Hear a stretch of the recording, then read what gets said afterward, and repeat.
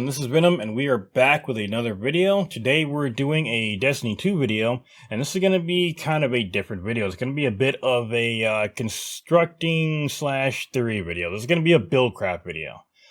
This is not me going over specific builds or going over how cool and exotic it is. This is me kind of going over the basics of how to actually make a build in Destiny 2 and how to make an in-game build specifically.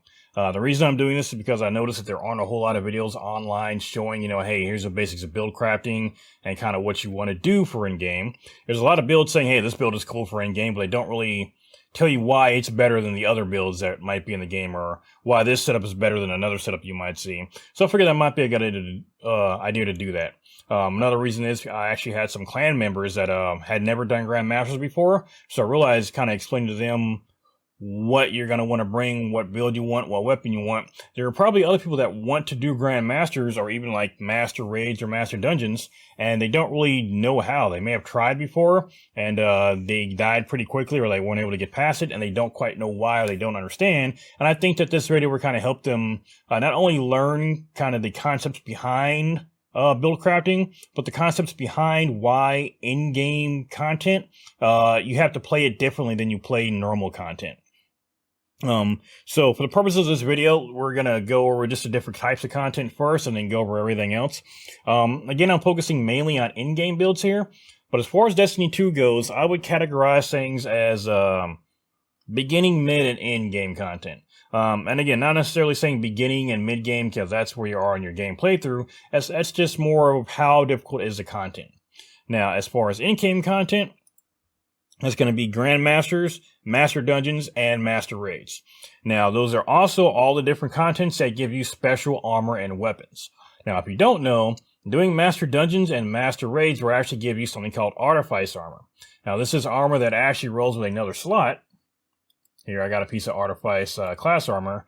It actually rolls with an additional slot that you can get +3 on any other stat you want for free on it. Okay? So Artifice Armor is technically the best armor in the game because no matter what, it gets additional +3 stats in whatever you want. Okay, so it's pretty much sought after armor, but it's very difficult to get, usually very difficult to get. There are some ways you can farm it, but we're not going to talk about any kind of cheeses or anything. So that's what you get from Master Dungeons and Master Raids. Now, for Grandmasters, you get something called Adept Weapons. Now, there are also Adept Weapons for Trials of Osiris, but that's a PvP thing. We don't do PvP. I'm not very good at it, and I can't really tell you anything about build crafting for PvP. I can tell you about PvE, though. And for PvE, you see here, I've got an Adept weapon here, the Hung Jury SR4. This drops from a Grandmaster. And much like the Artifice Armor, you can do a little something extra with it. So you can actually put on Adept mods onto these weapons, and they also come with a different skin. So you can see I've got the Adept Big Ones mod on. This one basically does the job of 2 different mods in one. So there are a lot of Adept mods here. You see I've got stability, gives +10 stability. Basically, all the Adept mods do additional stuff on top of the original mods. They do more. They're better mods. Now, the perks are typically the same perks you can find on the non-adept versions of them. The roll I got here for my SR4 is the exact same roll I can get on a non-adept version of it. In fact, I think I might have gotten more before I got my adept version. But, again, just like the Artifice Armor, your adept weapons are going to be just a little bit better than the regular weapons are. But you got to earn them. Now, there is some contention in the community over some of these being too hard to get. Personally, I know a lot of people will feel the same way. If you want some of the best stuff in the game, you're going to have to earn it. It's the same thing with raids. If you want to get some of the best stuff in the game as far as raids are concerned, raid gear typically rolls with different perks you can't find on other guns. A lot of times there are better perk combinations than you can typically find on anything you find out in the world, or you can craft normally. So that's why you want to do this stuff, to get the Adept and the Artifice stuff. Now, of course, on top of the material rewards, there is just the fact knowing that you've gotten past some of the hardest content in the game. There are, of course, different shaders, there are different emblems, there are different titles, there are all sorts of different things you can get by taking on the hardest content in the game, and all that stuff is sought after. So, if you've never had a chance to do a Grandmaster, or if you wanted to break your way into doing it, and Grandmasters will be kind of the main focus of this, because that is the tippy top, that's the hardest content in Destiny 2. That's going to be what we're basically going to be focusing on, is using that as an example. Now, first things first, before we get into anything, you need to understand a few basics as far as build crafting goes. To even start build crafting, first you have to know what it is you want to do. Now, like I said, I've divided all the Destiny 2 content into 3 different categories. Now, for the low tier content, it's going to be your story content, your strikes, your lost sectors, your any kind of patrols, your world events, and any kind of seasonal content, all at the base form. Again, not legendary stuff, that's just your base form stuff. This is what you often also called at level content.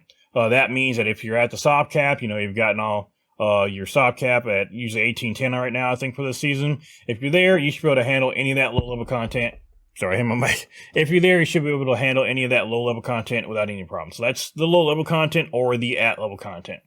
Next, we've got the mid-level. That's going to be your normal raids, your normal dungeon, and your legendary lost sectors. Now, dungeons, of course, are typically fire teams of 3, while raids are fire teams of 6.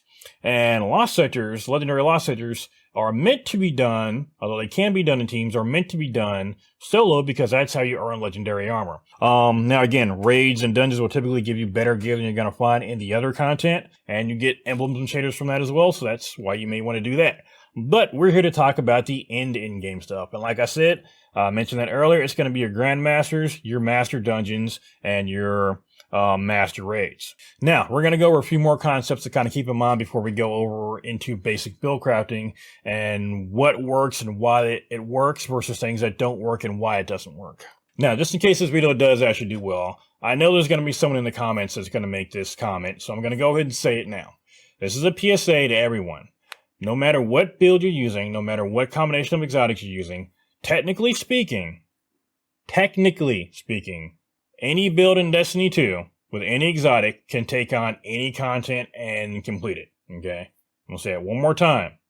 Technically, any build can take on any content in Destiny 2. As long as you've got your champions taken care of, those weapons taken care of to take down those, anything will work. That being said, skill will get you very far in the game, and there are people that can do some amazing things. However, your build is going to determine how much easier that's going to be to accomplish that, how easier it is to accomplish what it is you're trying to do, okay? I'm going to be able to do in-game content like a Grandmaster a lot easier wearing an Omnioculus chest piece versus a Gyrfalcon's Hauberk, okay? And we're going to get into that specific example later on, but if you know what that means already, then you kind of get where we're going to be going with the build crafting. If you don't, then we'll get to that a little bit. Sorry, I thought I saw somebody outside, but I forgot it's getting near to Christmas, and my neighbor is one of those people that put up lights before Thanksgiving, so that's, he just turned them on and freaked me out a little bit. Okay, so, again, the real big thing, the really first thing you kind of have to keep in your mind when we're doing this build crafting, like I said, knowing what you're building for, and second, that there are basically two categories I would put builds into. That's going to be damage or utility. Okay, damage or utility, or damage or survival, if that helps you think about it. You're going to build either to do damage, or you're going to build to survive, or to have utility. Now, a damage build is exactly what it sounds like. You build to do the maximum amount of damage. You have exotics equipped that proc off of damage. You have weapon effects, weapon perks that proc off of damage. All these things rely on you getting kills quickly or kills very easily and reliably to work. Utility does not require damage or does not affect your damage. Stuff like turning invisible on a hunter would be something that you would qualify as utility. You're not doing any actual damage, but you are affecting the game state in a different way. Invisibility would be one. Freezing an enemy with a turret would be another one, or with freeze grenades would be another one. Healing yourself or teammates would be another example of utility versus damage. Now, a perfect example of this would be my Hung Jury. On it, I've got both a damage perk and a utility perk. The shoot to loot, which allows me to shoot items and have them added to my inventory, such as ammo, would be a great example of a utility perk. Okay, it doesn't actually damage, but it provides some other kind of benefit to me. Kinetic Tremors would be an example of a damage-based perk. It does damage to whatever I'm shooting. If I get 6 shots, it will do an earthquake on there, and damage anything around it. That would be a damage-based perk. Now, those were examples of damage versus utility. There's one more thing you got to remember when you're doing in-game content versus lower-level content, and that is when you're doing in-game content, once you've done it for a while, you're going to notice that your playstyle changes completely when you're doing the in-game content. You're not going to be playing the same way you do during, say, the story missions or when, seasonal content comes out.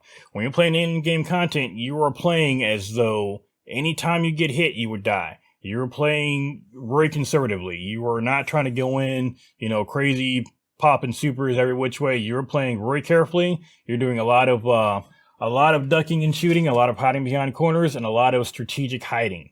So that's something that if you haven't done in-game content in Destiny 2 before, it's going to be a very different playstyle. It's going to be something you're going to have to get used to. Some very basics are doing things like not being out in the open. If you're ever caught out in the open and there's enemies around, you're pretty much a goner. Champions, you have to make sure you're taking out champions very quickly. Memorizing what it is you're doing, what the actual Grand Master is. Half the battle of a Grand Master is going through it and memorizing when the champions are going to pop up. When other enemies are going to pop up, and just remembering what to take things out at. There are often times where you're going up against a bunch of red bars in an area that would be easy on, say, a story. Let's take Lightblade, for example. In the part where you go into the waterfall under that boat, it's very easy to stand there and take out the enemies when you're doing this as a regular strike. However, in Grandmaster, you don't stay on the boat. You need to get off because enemies will destroy you if you're sitting on that boat. Or you have somebody make you invisible the entire time. Even though the strikes look similar, it's going to be a completely different beast when you go in there. So that's something else you kind of have to keep in mind when you're build crafting. And that's going to be part of you kind of learning what does and doesn't work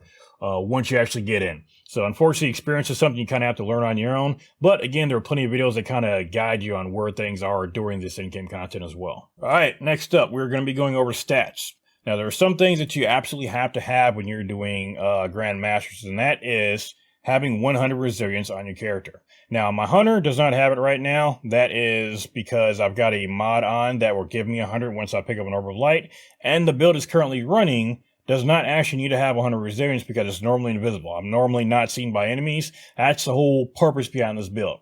Now, typically you want to have that 100 resilience. Even in lower game content is really helpful because you get 30 damage resistance when it's maxed out. Right now I've only got 20, but again, I'm used to doing all the in-game content. I kind of know what works for it and what works for me, and I can play around it. And again, I can get 100 on it if I need to while I'm in the middle of it.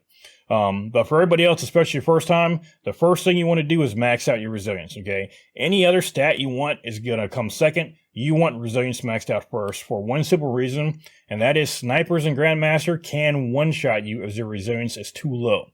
That's why it is so needed. Grandmasters and even Master Dungeons and raids are very unforgiving, but especially Grandmasters. You can get one-shotted, no warning, in the Grandmasters, and there's nothing you can do to stop it if you don't have enough resilience. Also, just in case you don't know, in Grandmasters, reviving is you can't revive on your own. You have to have somebody else revive you, and if everybody dies, it kicks you back to orbit. You start the entire thing over.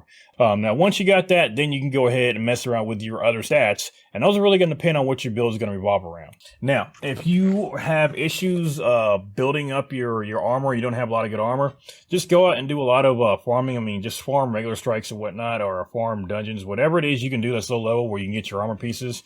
You may not get 3 stats at 100. It may even be hard to get 2 to 100, but you really want to get at least the resilience to 100 and one of your sub stats to 100 if you can. But really, it's just going to be a lot of playing around with your armor. There is a website. It is d2armorpicker.com. That is where a lot of people do their build crafting in. I'm actually going to pull it up here real quick. Now, this is D2 Armor Picker. This is basically an app that is on your computer, or a website you can go to, where you log in, you actually choose your character, you choose what items or what exotic you've got. For example, here is my hunter. I can go through and I can choose any exotic that I want to build around. For example, let's click on my Omnioculus here. And it will actually show me, I set all these to 0. I can actually go through, I put what I've got on my build, whether it be on here I've got Obscurity, Persistence, and Starvation. You type in what all is on your build, and it will actually show you what stats you can get for your character. And what the armor combination is. So since we said we want to do resilience at 100, let's click that to 100. It'll go through and see what all is available for that, and then tell you what the rest of your stats can become. So let's do discipline next. Let's go ahead and click on that. It's going to go through and reduce that armor further down. Next up, it says mobility. We can get that up to 80, so let's click on that. And let's see what else we want to get up there. So just with those stats right there, we've got 6 different armor combinations that we've got using armor in our vault and on our person that will get us that. You can then go ahead and take that and copy that.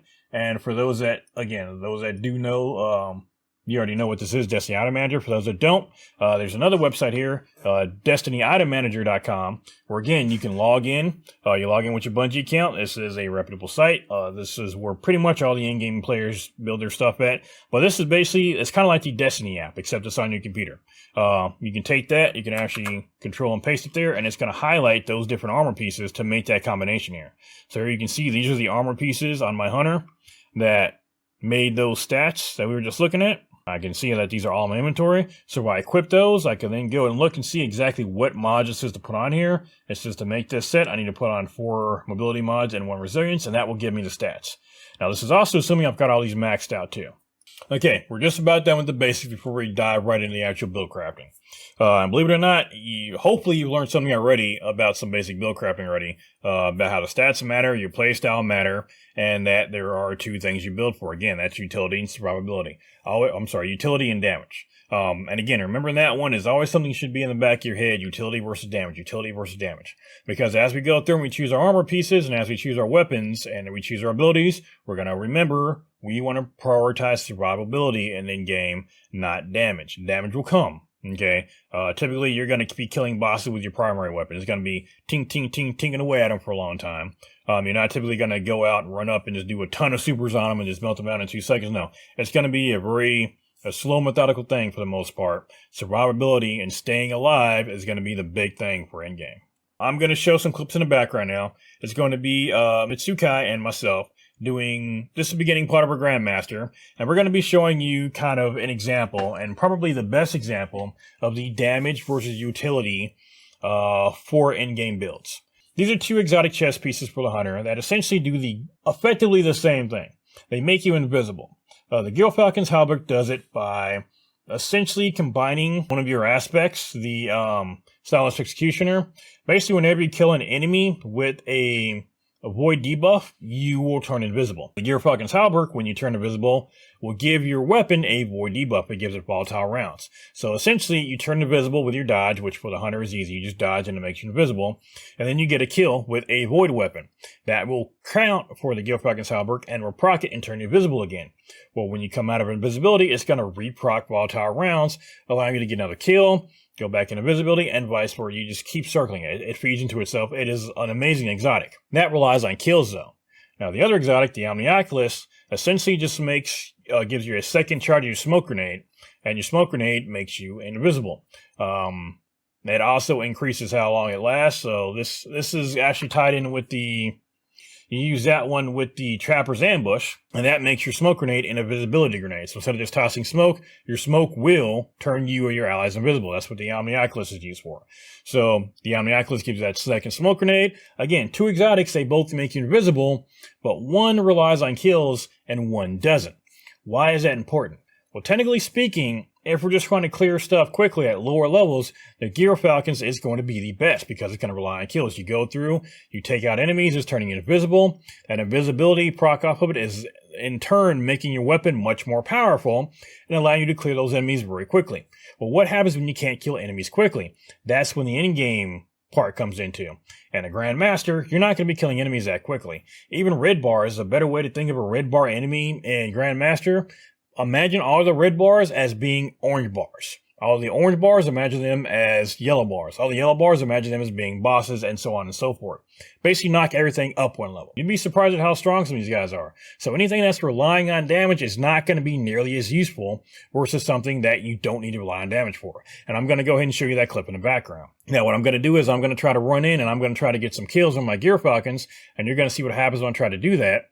Versus when Mitsukai goes in, he can just go ahead and turn invisible. Not only can he do that, but he can rescue me, who died trying to do so. So I'll go ahead and show you that clip now. Okay, so here we are in the light plate. It's me and Mitsaki. He is currently wearing the Omnioculus for his hunter. He's up there dancing. And I'm wearing the Gilfalcon's. Now, each one has got different effects. So for mine, to stay invisible, I essentially have to get kills with a void weapon. So I'm going to go in and see how long I can stay invisible. And then Mitsaki is going to go and do the same using the Omnioculus and its effect. So let me go ahead and go and see how long we can stay alive here.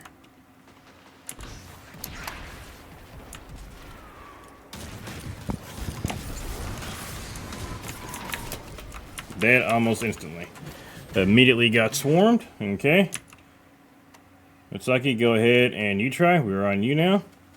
And the objective is to just stay alive as long as possible. So dance around the enemies. As long as you're in there and invisible, you're good.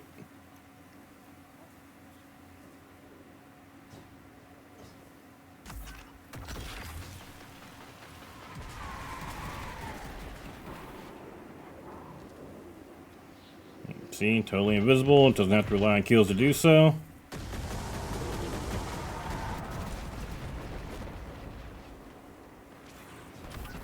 Alright, go ahead and res me, if you can. You can easily get in to res somebody. And turn us both invisible. And just to show that I wasn't trying to screw around or anything, I'm going to try to get kills one more time, see if I can do this. Dodge here. I'll look for some easy enemies to take out. Here we go. Nope. Didn't proc.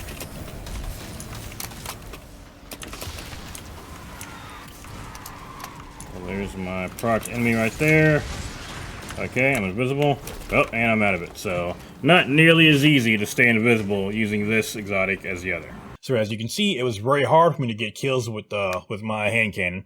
Now, I wasn't trying super hard to do it. I was going in fairly casually trying to get the kill. I'm sure if I just peeked and what I needed to, I can get a kill, but I'm not going to be able to just cycle through that Gear Falcons quickly. That's the whole point. If I want to use it quickly or use it effectively, I've got to get kills quickly. You can't really do that in a Grandmaster. You play a lot slower when you're playing a Grandmaster, which means something like Gear Falcons is not going to be nearly as useful. Now, can you still proc it? Yes.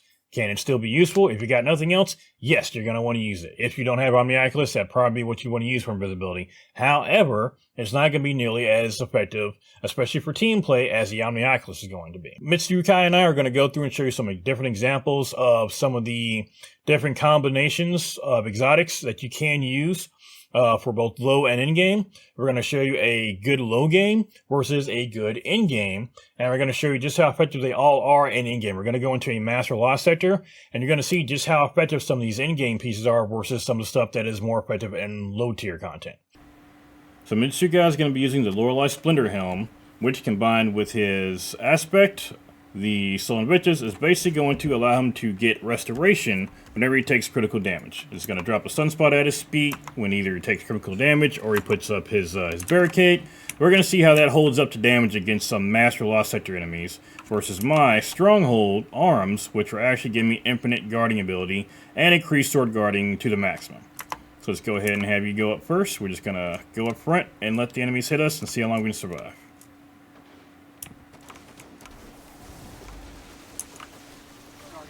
And there he goes. Didn't even proc either. Alright, so he basically took damage too quick for it to even proc. Alright, now I'm going to hop down out my sword.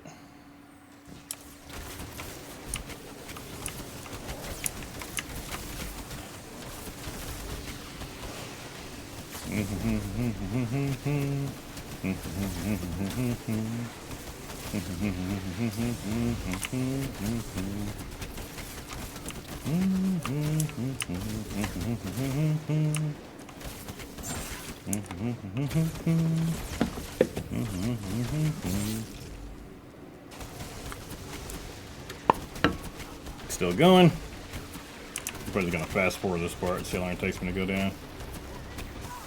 There we go, finally. Alright. That is good on that.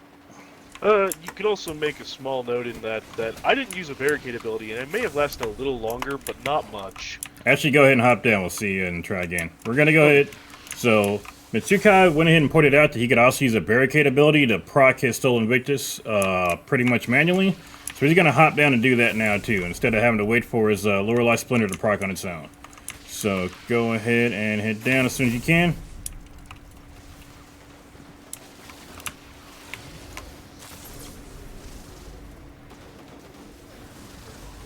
He's in his barricade, he's in his solar flare.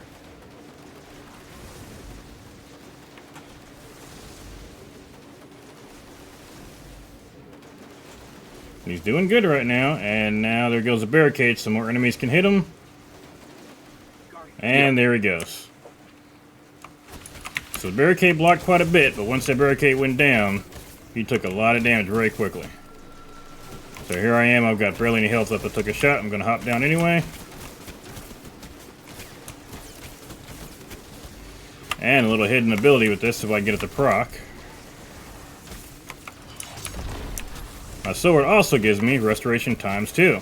So it's also got another ability too. So those are some examples of just some of the pieces that you can use in game and how they are effective they're going to be. Now on the screen I've got another example of a piece that's good for early game, the Calibrant's Hand versus in-game. You ever have a thrall take your exploding throwing knife to the face, shrug it off, and ask for more? Well, that's the kind of thing that'll happen if you take something like Calibrant's Hand into an in-game.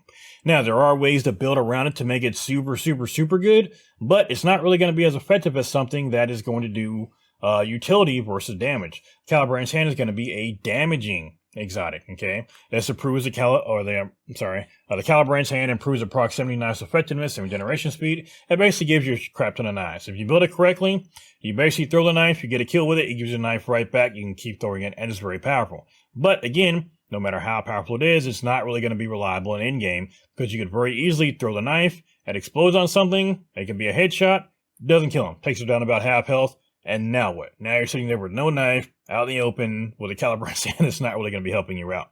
Whereas again, something like the Omniaculus, which will let you not only turn invisible and get around the field, but as you saw earlier, will let you go out and rescue your teammates if they get knocked out.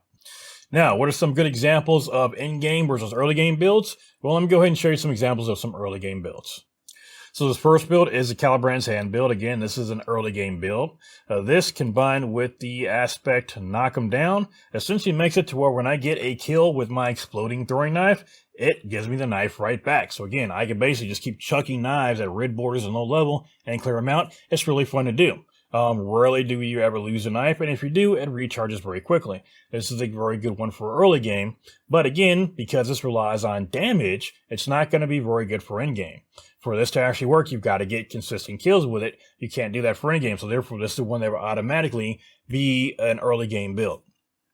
Now again, we've got the Gearfog Salberg. Again, I went over this one earlier. This is the one that relies on you getting quick and consistent kills using a void weapon that has volatile rounds to turn you invisible and reproc that void. Again, this is one that's going to be very, very good for early game content and even mid game content, but it's not going to be very good for an in-game because it relies on you getting kills with something. Not even damage, it relies on you getting kills. So again, this is not going to be one that's going to be very good for in-game. Now here are two builds that are going to be good for in-game. Now again, this is one that I went over earlier, the Omniaculus. This is a great in-game build, and again, it's one that is very common for in-game because you can turn invisible, and with this invisibility, you also get resistance. Now, why is that important? Because this build can turn you and your opponent, or you and your allies invisible. It gives you resistance. You get an additional smoke grenade, which is an additional invisibility, and if you play it correctly, you can stay invisible damn near forever. Now, why is invisibility good? You're not damaging enemies. Well, because again, if you're invisible, they can't hurt or kill you. And if you're invisible, you can go and rescue any of your teammates who may have been downed. You can also handle any objectives. Now, in-game stuff, again, was not just necessarily all about killing. Oftentimes, there are objectives that you have to do, especially if you're doing, for example, a Grandmaster heist battleground, where when you get to the boss and midway through it, you've got to pick up a bunch of charges, run them back, and deposit them in the middle 5 times to continue on the fight. It's not just about killing the boss. So this is one good example of an in-game build. What's another one? This is my suspend build I have on right now. This exotic right here gives me a second dodge charge. Why is that important? Well, again, it's not damage, it is another dodge. Why is a dodge important for this build? Well, that dodge actually allows me to use my ensnaring slam. Using this will suspend enemies around me. It essentially stuns them, it strings them up. If you played Strand, which most of us have by now, or at least you know what it does, you know that suspended enemies cannot damage you. Along with that, and along with the Widow Silk aspect, I've got 2 chakra grenades. Essentially, I can stun enemies 4 times around me and suspend them. And remember, enemies that are stunned or frozen are not damaging you, and you can do free damage against them. So good. Again, another very good example of an in-game build.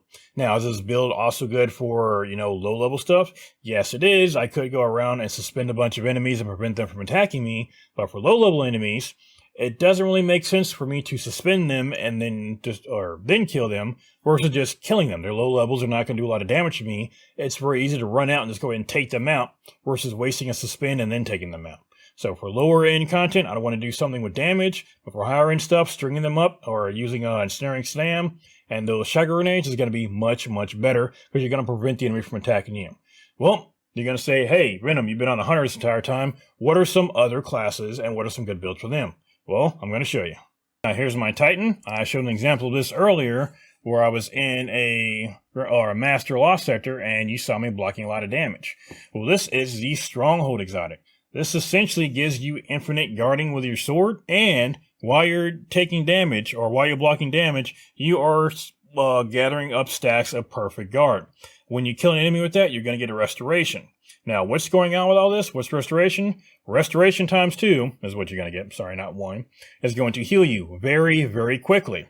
And why do you want to guard damage? Well, because you're blocking damage. This maxes out your guard. You can see in the background, I was taking very little damage when I showed the example of this, and these were master enemies. Now, grandmasters are going to hit this a little bit harder than that, but they're not going to do too much more damage because my guard is maxed out.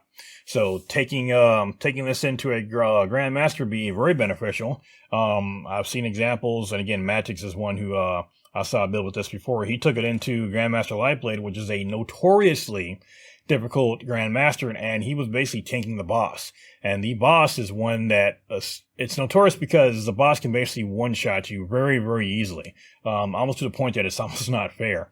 And he was just in the space tanking it. I've taken this build into rage and tanked bosses before, distracting them so that other people could do the objectives. Notably, I did this in Crota's End. I often do it if I'm playing a Titan during Crota's End. But again, this is an example of an awesome utility weapon. Or I'm sorry, utility exotic. It stops damage and can heal you as well. And depending on how you built it, it can go one of two ways. In this case, I've got it set up for a solar subclass, which means if I get any additional kills while I've got restoration times 2 on, then I will actually continue that restoration. Now, I've got another build that is a strand build where all I've got to do is get some melee kills, and that will activate Banner of War, which will, instead of healing me, it's going to heal my team or anyone around me. Now, this one's a bit harder to pull off and to keep going, but it still works with this. So this is, again, a very good example of an in-game build. It's got that blocking ability, plus I can help my teammates. It's got that utility, that healing utility, along with blocking. What's another one? This is one where you can toss down freezing turrets that will actually stop enemies from attacking you. It's going to freeze you. Now, this exotic actually gives you an additional cold snap grenade, and with the aspect Bleak Watcher turret, it will turn those grenades into turrets if you charge it up. So this one basically can freeze an entire room. It just sits there and it takes out enemies for you. You don't even have to be in the room. You toss it in there, it'll freeze them, and you can then go in there. You don't have all the time in the world, but you got plenty of time to go through and try to kill them. Now, is it going to take out bosses for you? No. Is it going to stop a lot of enemies from swarming you very quickly? Yes, it is. It's going to make it very easy to take them out. So this is another very good example of a good exotic that is great for in-game, but not necessarily great for beginning game. Because in the beginning of the game, again, there's no real point in the lower level stuff to freeze an enemy and then take it out. What's a good example for a Warlock for a good early game? Well, I'll show you. This is the Geomag build. Now, this build right here, I think I've got some gameplay in the background. I might not. But this is one that is, in fact, yes, I do. I got an example where I go through the Lost Sector and I completely destroy it. And you can see I actually get 2 charges of my super and the amount of time it actually takes Mitsukai to get 1 charge of a super when he runs through. On top of that, I'm taking out ads very quickly. I'm not taking very much health damage. This is a great example of a very early game build of a low tier or mid tier build. Or, I'm sorry, low tier. Low game or mid game build versus one that's not going to be very effective at in game because this build also relies on kills and damage. So again, great for one type of content, but not for another one. Now I'm going to go ahead and say this again because we're probably at the time where somebody's forgotten what I said already. But again, technically speaking, any build can be used for any kind of content in the game. Remember that? All right, good. All right, now next. Now, what are some popular builds? Well, first and foremost, we've got the turret build I just showed you. This is one that if you go into LFG, you're going to see people ask for quite a bit. Turret Warlocks are very, very popular. They're not as strong as they used to be, but they are still very good. Now, this build revolves all around getting your grenade back as quickly as possible and using it to stop enemies. Now, the weapons you use for all these builds is going to depend on exactly what Grandmaster you're doing, because you're going to have champions to deal with. I'm assuming at this point you know what champions are. Your weapon is typically going to depend on what your champions are. If you're doing stuff in a team on the Grandmaster, I'm assuming you're not trying to solo it, then you can split up the weapons that you need between you. You can have one person that handles the anti-barrier or one person that handles the unstop. It really depends on what you're comfortable doing. I typically like to be able to stop everything if I need to, but it's really up to you. But the freeze turret Warlock is actually good because it can actually stop anything. So it can actually, I mean, when you freeze any of the champions, they can't do anything. So that's amazing.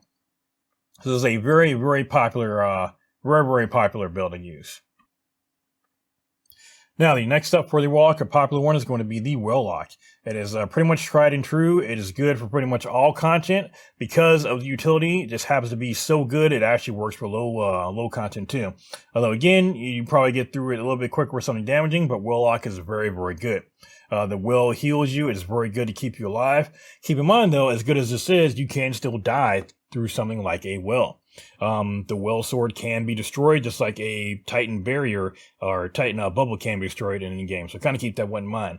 With that being said, Warlocks are still very popular in the end game, even though that those swords can be destroyed. So keep that one in mind. Now for Titans, I showed an example earlier. Me personally, I like to use a Sword Titan. This is not necessarily a super popular one. It's actually a newer build for myself. I saw a video from Maddox doing it here recently. He kind of showed how good it is. So this kind of build is actually coming up a little bit more. Typically, you're not going to see it too much. You will often see Bubble Titans instead. The bubble is still good. It's great for panic. It gives you additional weapon damage. So it is still a good one. It is a good utility one. It is not a damage reliant one. Although this bubble does give you additional damage, it's mainly going to be protecting you and giving you an overshield. So this is an example of where you can do damage, but you still get most of the utility off of what it does. Now this particular build for the bubble is not particularly crazy. It's just got a utility chest piece, which is great for any subclass. It just, when you use one ability, it increases the speed that the others recharge. So it's a good example of just kind of an overall good exotic you can use for any build. Now, the Titans also have one example of what I did mention earlier, and that is an exception to the rule as far as utility versus damage. And that is going to be with this chest piece here. It's an exotic called the Cuirass of the Falling Star. Now, again, I'd stressed throughout this entire video that typically you want to do utility versus damage. Well, this is probably the only example I can think of where you're going to take damage over utility. Now, what this exotic does, it essentially increases the damage that the Titan's Thunder Crash does. Now, this damage is so great, it can take out a champion in one shot in Grandmaster. Now, that is very important to be able to do. Champions can typically make or break run. There are times, in fact, when we went through and showed my teammate or our clanmate, got her through her first Grandmaster, we got all the way to the very final room, and we were unable to take care of the unstops reliably, or the overloads unreliably. We had to start the entire run over and equip different weapons because we could not take out the overloads.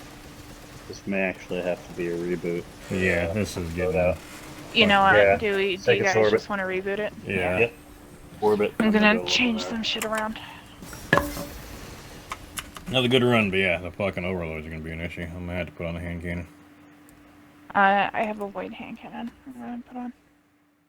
Yeah, this is one of those instances where this damage is so great that you can use this one and it'll still work.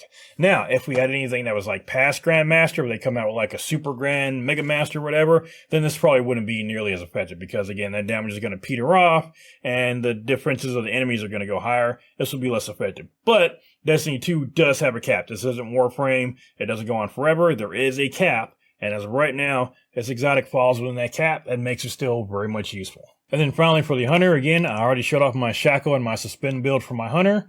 And then what is probably the most used and probably most sought after, well, I'd say not most sought after, but definitely most used for me, but one of the most sought after builds is definitely going to be the Omnioculus Hunter.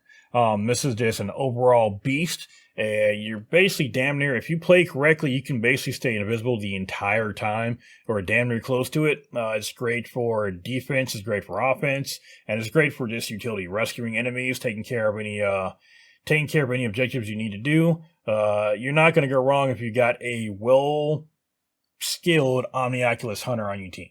And a lot of these utility exotics, kind of keep in mind, that's going to take a lot of practice to use these correctly. Omnioculus Hunter is definitely one of those, but once you got someone who's great with this, you're not going to want to not have them on your team. Now, next up, we've talked about armor, and we've talked about exotic armor. What are some good weapons for Grandmaster? What are some good weapons for in-game? Well, that's really going to depend on what Grandmaster you're doing. Now, one thing you got to understand when doing Grandmasters, you may have done champions doing like some story stuff or maybe doing some mid-game stuff. Champions during Grandmasters are a whole different beast. We're talking if you are not on a barrier champion and you don't take out a shield, he'll be full health in about literally 2 seconds. An overload will just decimate your entire party if you do not stop him quickly, and we know how hard it can be to get an overload to proc sometimes. An unstop really feels unstoppable when you're doing a Grandmaster, so first and foremost, you want to make sure you always prioritize and make sure that you have weapons that can stop your enemies. Now, you don't typically want to rely on your skills or your additional damage types to do that. Like, you don't want to actually worry about an arc jolt overloading an overload. You don't want to rely on that. You don't want to worry about volatile rounds getting through a barrier shield. If you're relying on these, you're in a bad spot. Now, I'd say the one exception is going to be for unstops, using your strand chakra grenade with suspending them. If you've got those, as long as you're saving them for that, then you're probably going to be okay with it. There are even some instances where there are unstoppable champions and Grandmasters that you don't even worry about stopping them, or you don't worry about stunning them. You just take the time. It takes a while, but you just go ahead and kill them. Again, Lightblade, I've used that as an example quite a bit. There's only 2 unstops in there, and you can take both of them out without having to use without having to actually stun them at all. You don't have to worry about wasting that slot.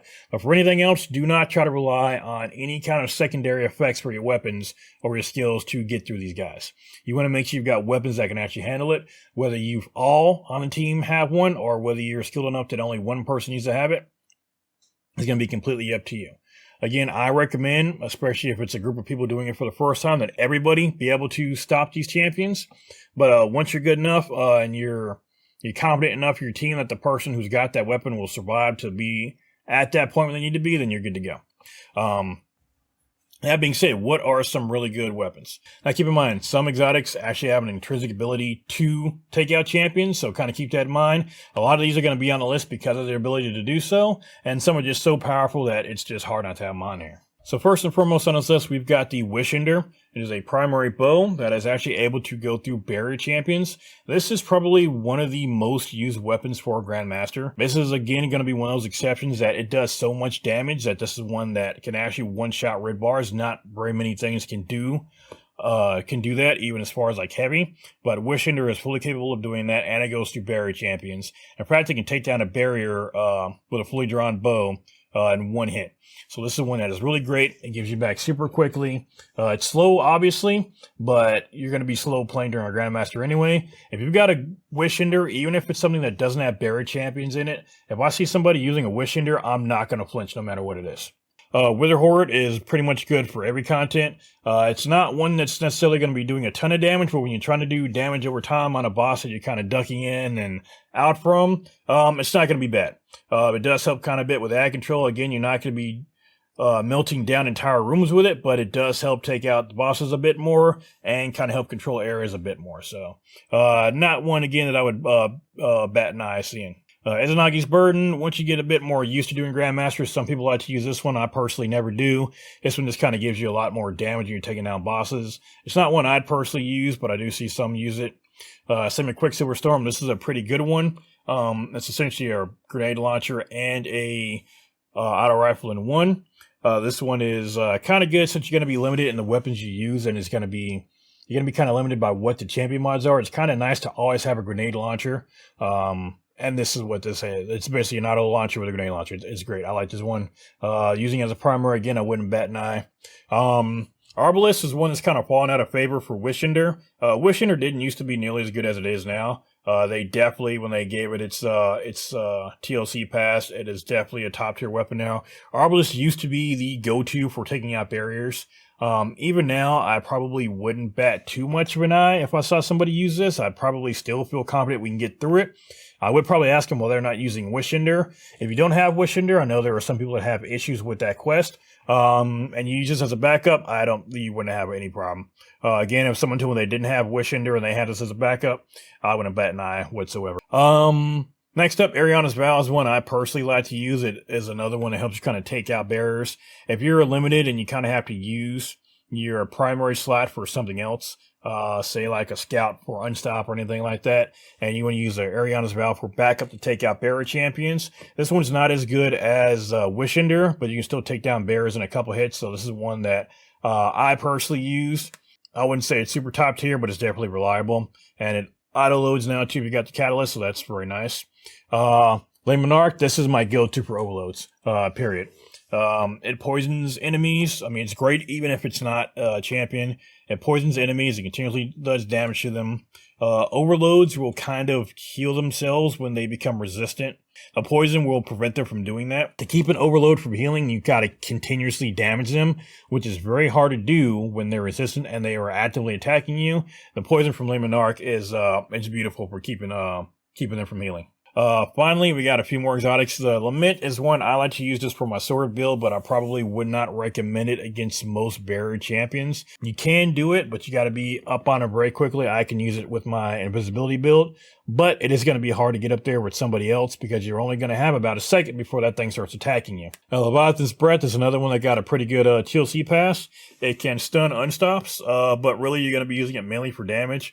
As you can see, I've not leveled mine up for a while. I haven't used it. I know I'm a filthy casual. I have not gotten to it. I think I got the catalyst. I just haven't got the kills on it yet.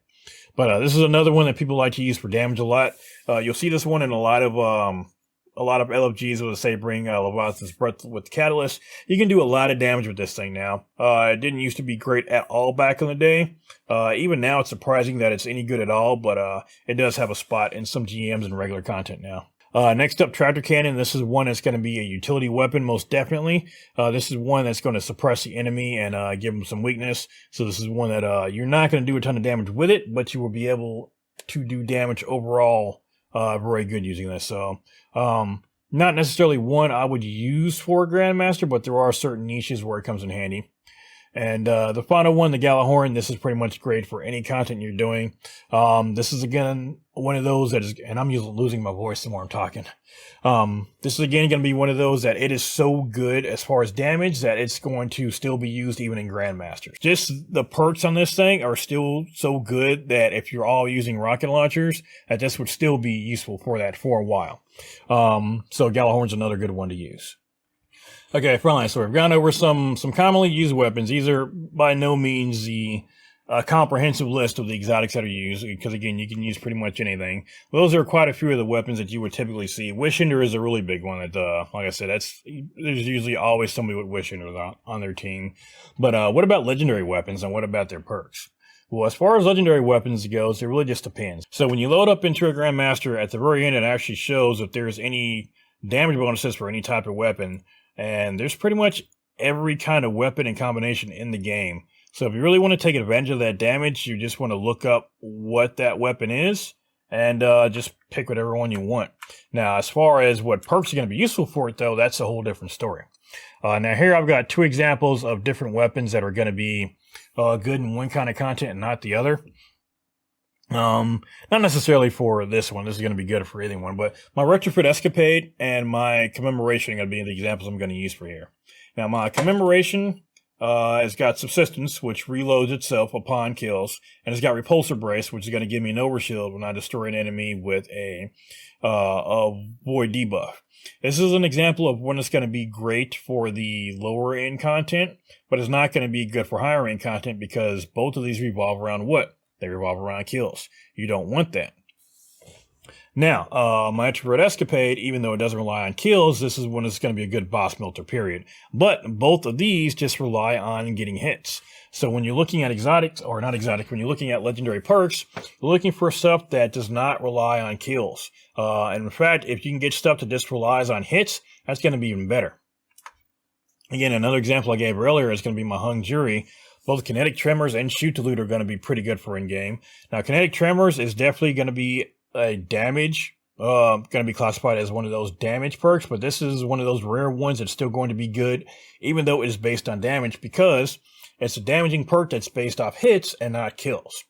For those that don't know, kinetic tremors, what it does is if you shoot an enemy 6 times with it, it's then going to start exploding outwards, and that enemy is basically going to become a bomb. It's going to just start radiating explosions outwards, and the damage is basically equal to the damage that you just did to it. Now, what else do we have here?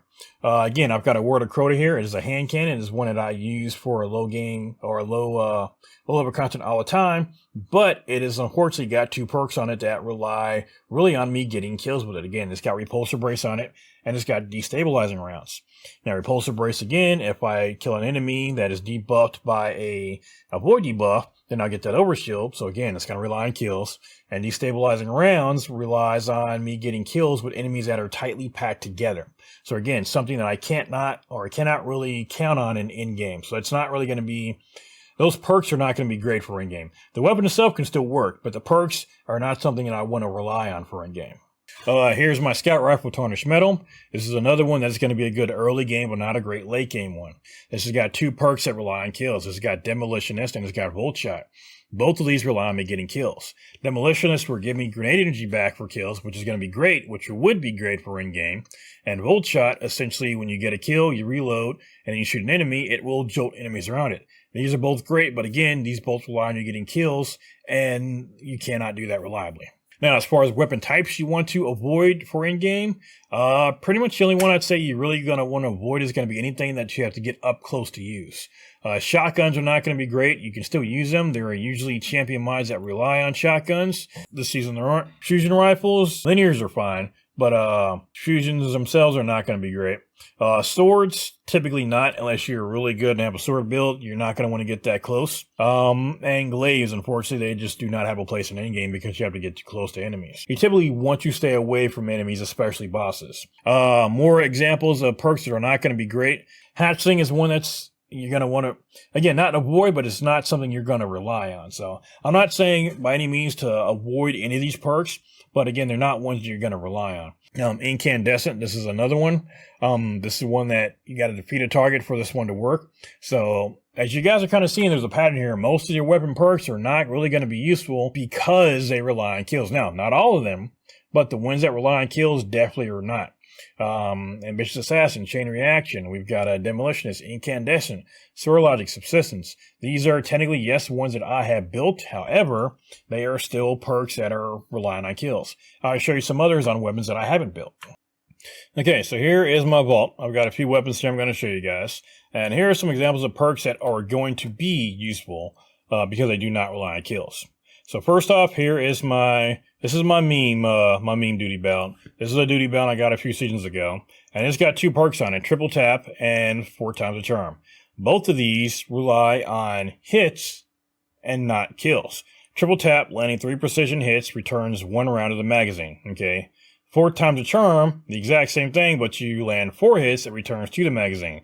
Now, I wanted to show this one off because it's a bit of a meme build, and this particular combination, you'll get a lot of shots off before you have to reload. But this is examples of perks that will work that you do not have to get kills on. This is going to work no matter what. Now, what is another one? Well, here's my Silicon Neuromona. This one has got triple tap and firing line. Again, triple tap, get 3 precision hits, get 1 magazine back or 1 round back to the magazine, and firing line. This weapon deals increased precision damage when near 2 or more allies. Again, this is the one you don't have to worry about getting any kills on. This is the one that's going to work no matter what, as long as you're near those allies. So if you're doing this solo, again, this is not going to work. You're going to have 2 allies with you. Here's another one, my Tears of Contrition. This has got triple tap on it, which you're going to see is going to be a running theme. And this one has got explosive payload. Projectiles create an area of effect detonation on impact and improves reload. This is one that is going to help with your range attacks because explosive damage doesn't have a fall off, and it's going to do damage to stuff outward as well. It's going to damage enemies around. It may not be a lot, but every little bit helps. So those are examples of weapon perks that are going to be great for in-game. Now, are these going to be great for early game? Triple tap, not really, because most of the stuff that you're going to try to shoot is going to be dead in 1 or 2 shots. So triple tap's really only going to be effective against bosses.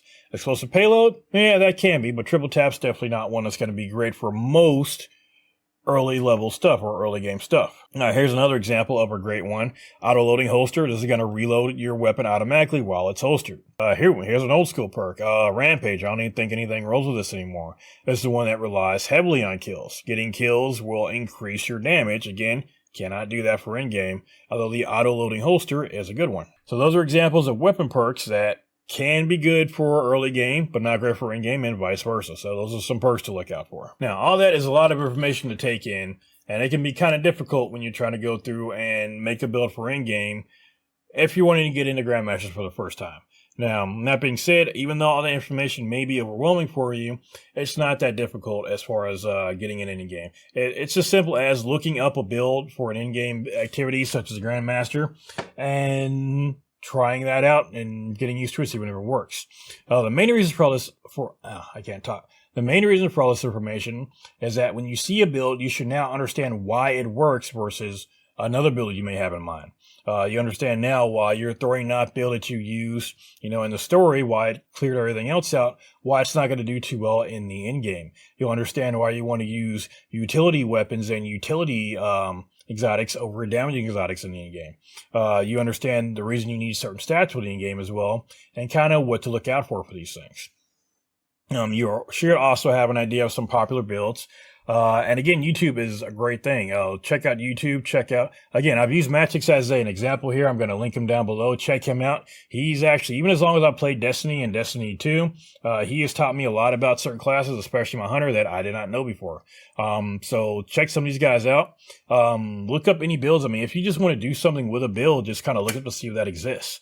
I think at one point I was just curious to see if I can make a Captain America build on a Titan, and I looked up Captain America Titan build, and hey, there was actually one that let me just spam my shield, so you'd be surprised. But I would say if you're interested in doing Grandmaster, that you should, go ahead and pick up, choose what class you want to use. I've given some examples of some builds here that should kind of help you get an idea of what you want to use, or just use whatever your main class is. 2, figure out what kind of role or what it is you're wanting to do. And again, you can base that off of what you've kind of seen already, or just look up, hey, Grandmaster Hunter build, or Grandmaster Titan build, or Grandmaster Warlock build, and kind of go from there. And using that information from those videos, you should be able to understand, for what you learned here today, how those builds work and why they work. And then once you get used to all that, you can kind of make your builds, go through your Grandmasters. When you go through there, I can pretty much guarantee you're going to die the first few times you try it. But if you go into LFGs or you get with your clan, you can usually find people that are trying to do Grandmasters, and many people are willing to teach you. Because again, the other half of this is once you have a build, you still got to get the skill to get through it. You've actually got to memorize the Grandmaster, and that is unfortunately a big part of it. You're not usually going to go through and one-shot a Grandmaster. There are some that are very easy you can do. But most of them are going to be very difficult to do, and some of them are notoriously difficult. Again, I use Lightblade as an example for this. There is the Lightblade. There is the Mars battleground. There is the Moon battleground. These are notoriously difficult battlegrounds to do. There's a Corrupted battleground. A lot of these were at one point the hardest ones to do, and then another one came along. I think it went Corrupted, and then Lightblade, and then Mars, and then the Moon. So some are a bit easier for me to do now personally. Some are still difficult and pains in the butt, and I get cold sweats when I got to do them. But once you go through and practice and you kind of take your time, you will get through them. So yeah, that's going to do it for me for today, guys. Again, this has been, like I said, I put this together because I haven't seen any kind of video that goes over build crafting. And as far as Grandmaster anyway, there are plenty of videos that go over exotics and kind of what you can do with them, but they don't really tell you what you can do or where you can do that stuff with them. One thing that always kind of bugs me is that whenever I see a build video, a lot of times they'll say, hey, the most OP video, you can do this, this, this, and they're doing like story content, or they're doing like a strike. And I'm like, technically speaking, any build will work in a strike. I think Life Rio once said when you're doing 20 waves and under, or when you're only doing 20 waves, everything works. That's a Warframe reference. Basically, when you're doing low-level stuff, no matter what you're doing, you can pass it. But once you're trying to do high-level stuff, you have to craft your build, or have an insane amount of skill to overcome that. But like I said, hopefully you guys learned something here. If you have any questions about any builds or any kind of content in the game, or you just want to learn more about Grandmasters, or really anything, just let me know down in the comments below. Let me know if this is helpful or if anything was unclear. I know I did a lot of talking. This was all done in one take, so you can kind of hear my voice going as I've gone. I don't normally talk this much, and I'm straining. I know I've still stuttered over some words, and I've still talked a bit quicker than I meant to in a few parts, but yeah, I'm still trying to take my time as much as I can so you can hear me. But yeah, let me know down in the comments what you guys thought. Please sub to the channel if you like what we're doing. Leave a like on the video if you like it. I will be getting back with you guys with some Elden Ring videos in the next 2 days. That's going to do it for me for tonight, guys. I'm going to rest my voice, and I will see you guys later.